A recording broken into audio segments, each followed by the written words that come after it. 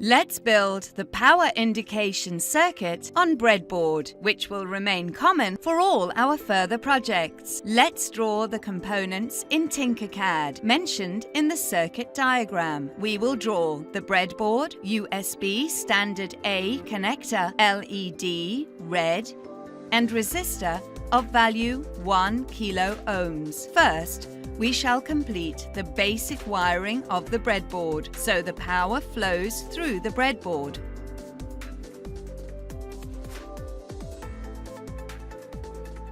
We will then make the connection as follows. The positive 5-volt of the USB to the positive line of the breadboard. For this positive line, we shall select the wire color red, the ground of the USB to the negative line of the breadboard. For this negative line, we shall select the wire color black.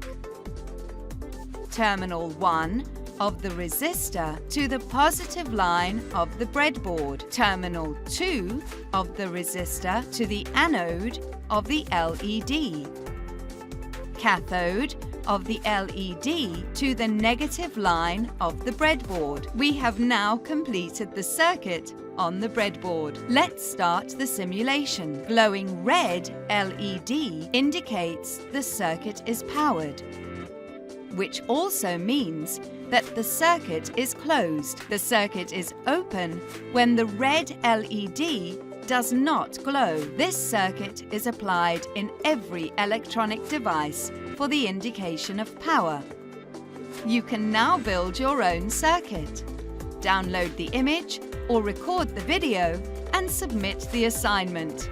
Have fun! Cheers!